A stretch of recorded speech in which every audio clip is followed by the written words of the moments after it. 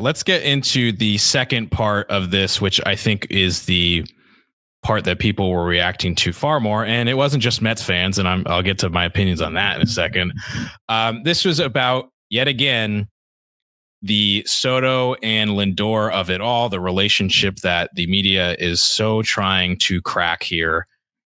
This is from later in that same article. Quote, another Clubhouse source, so supposedly somebody different than who talked to Puma about the Lindor stuff.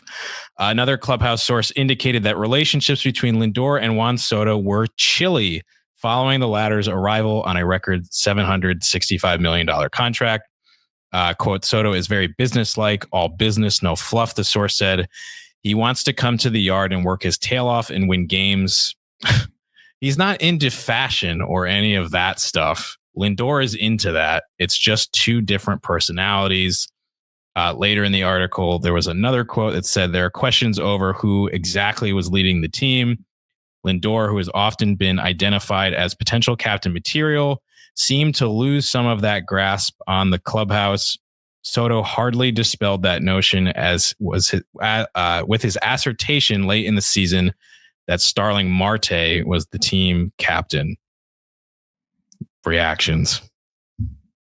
I don't care if Francisco Lindor and Juan Soto were best friends or not last year. Their pitching is what let them down. They both had phenomenal years on the field last season. I don't care whether or not he thought like Juan Soto thinks Starling Marte is actually the captain or not the captain, or bends the knee to Francisco Lindor. If he just decided to come out in a post game and say, you know what, I've made a decision, Francisco Lindor is the captain, would that have brought Sean Manaea's ERA down the rest of the season? Would that have allowed Kodai Senga to pitch deeper into games? Would that have reminded David Peterson of how good he was in the first half?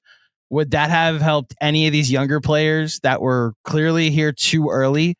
Jonah Tong or Brandon Sproat, and like this rotation that became Nolan McLean and Clay Holmes, kinda like I get it. And Puma was clearly sitting on this story for a while, and it's like blood in the water for Yankee fans that are looking for something, and just anybody else that wants to laugh at the Mets for how last season went. It's what you have to live with when you collapse the way you did. It's not at all causation for me. Yes, like you do want to have some type of harmony in your clubhouse, but there are so many good books that I could recommend to all you watching of baseball teams that fucking hated each other the entire season, and they won championship after championship. Go read about the late 70s Yankees. Billy Martin literally lunging at Reggie Jackson after taking him out of the game in the fourth inning because he didn't think that he ran after a ground ball to right field hard enough. That's Reggie Jackson, his Hall of Famer that he brought to the team, and he tried to fight him in the dugout in the middle of a game. They won the World Series that year. That's like, it does not matter at the end of the day to me, Rich. Is it like, fine, it's a story, like you do have to mention it on a Friday after Thanksgiving when no transactions have happened, but I don't care. If it'd be one thing if Juan Soto was like, you know what, I came here and I thought I was going to be the captain and Lindor's the captain. I'm definitely opting out after 5 years. Like, I wish I didn't sign here. If that's the quote, we have a story. They're different is not a story. It's just not. I'm sorry. It genuinely feels like to me, and this is not, I'm not referring to everyone here, but there have been members in the media or the sports media landscape who, since the day Soto arrived, have tried to poke a hole in the Soto Lindor dynamic and have been looking for something to be wrong. This has been something that was coming up days into the first games of like, Soto's not celebrating hard enough when guys hit home runs, and like, was their handshake cool enough? Are they hugging all the time? Like, and if that's true, then fine. You're gonna need a whole lot more than Soto isn't into fashion for me to believe. Like, if that's the best you've gotten after almost a year of them being here together, then you got nothing, man. Yeah. And like, also, when you have a quote like that, and that's, you heard me laughing when I got to that part reading it. It's so like editorialized by the person telling Mike Puma that, where it's like, okay, like you're not an unbiased person here if you're kind of like slipping into like, well, Soto's here to work. Lindor's in effect. Lindor played with a broken fucking toe for 4 months. So I don't want to hear any of that. Whoever said it, whether it was a former player or a former coach, I really don't care. Yeah, maybe they're not the best friends. Like, that's fine. Yankee fans love to like show like Soto and Judge doing like the elbow high five after home runs. Like, you know what? Soto didn't return Aaron Judge's calls last offseason. So like he didn't go out to dinners with Yankee teammates. Like, that was well documented as well. What did that matter? And like my message also to the Yankee fans who took this and ran with it significantly more than Mets fans is, stalking the Instagram page of your ex and rooting for their new relationship to fail is not the behavior of a person who has won the breakup. Move on, grow up, and stop being fucking losers about it. Yeah. Soto has been on the Mets longer than he was on the Yankees already. Like, it's time to.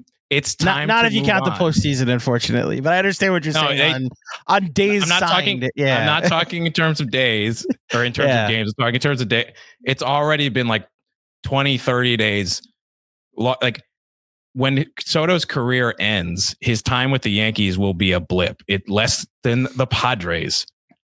Move on. Like, it's just sad at this point. Like, you're embarrassing yourselves. Look, the Yankee side of this is just like the things the Yankee fan used to be able to brag about. The list has just gotten smaller and smaller.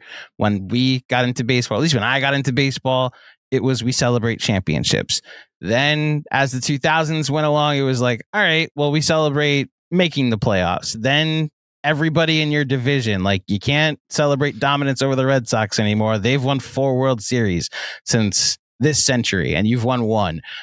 You couldn't even celebrate like dominance over the Blue Jays anymore. So that's another division rival that you now have to mess with. Like, they're getting up there with you in payroll, and they kind of made you a laughing stock after they'd eliminated this year. The Astros, chicanery aside, like, were the reason you got eliminated year after year. So you're not even the toast of the American League.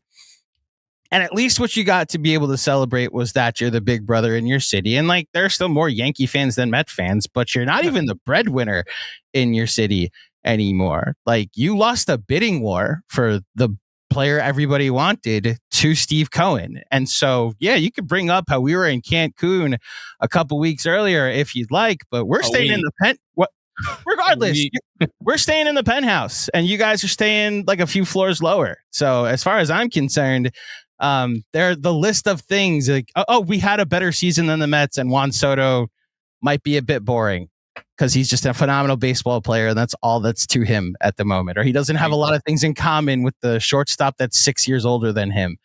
I didn't hear they hate each other. I didn't hear like I didn't hear they don't like each other. The chilly relationship, I don't know what is based on that, which then I think as we move on from any sparring with the Pinstripes, like, who leaks this is my question.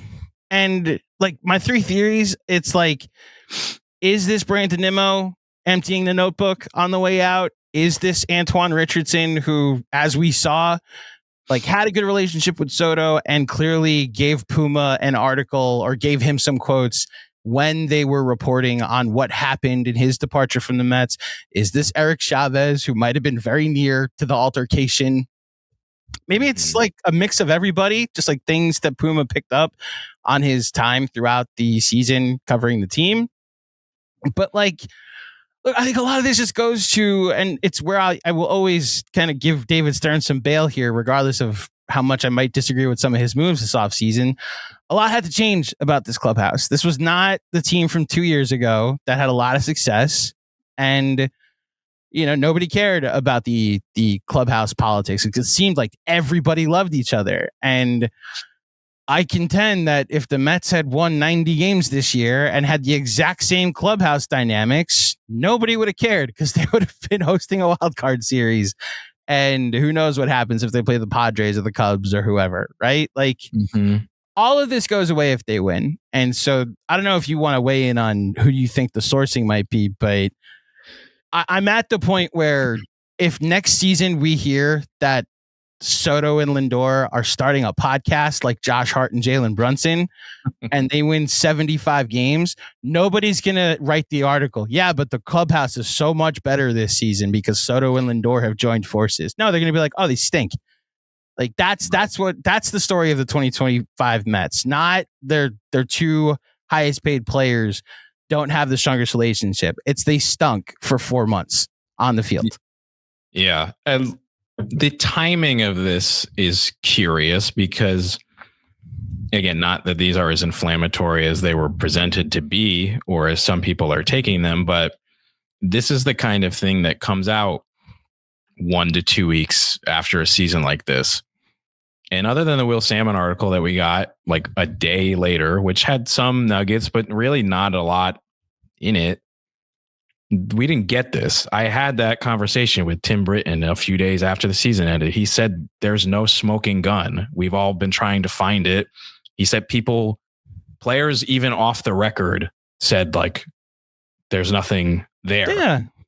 And if all we have, even after all this, is one verbal argument in June and an editorialized comment about fashion, like, it seems like there really wasn't anything. And a lot of people, it seems like the consensus or the conspiracy theory that is the most popular is it's Brandon Nimmo. I heard Evan Roberts even say this on his Rico Brogna podcast the other day. Hard to say that. Well, it must be Nimmo, right? Because this came out 5 days after he gets traded. I would like to remind people that 3 other players were non-tendered 2 days before that, and the Mets let 8 coaches go on November 19th. This is all in a 1 to 2 week span. That's a lot of people. It could even be people still with the organization, but that's a lot of other people. It's outside of Brandon Nimmo.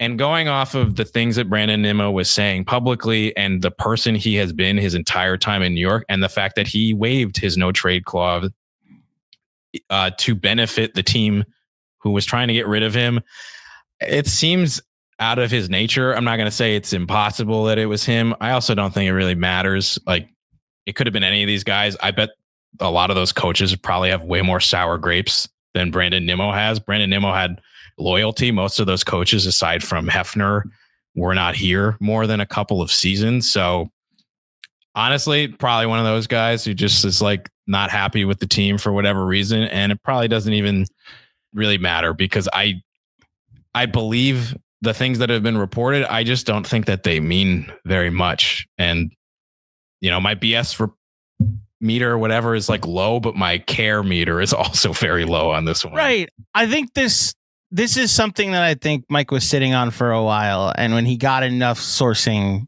to back up everything was when he decided to release it on Black Friday. Like you said, it's the relevance that I think I'm having a hard time connecting to why they were so bad. Like the conversation we just had about their pitching, the conversation we're about to have about one of their starting pitchers potentially not being there anymore. That's more my concern. What's this rotation going to look like? I don't care if Soto and Lindor like do their press conferences together. Like, who pitched?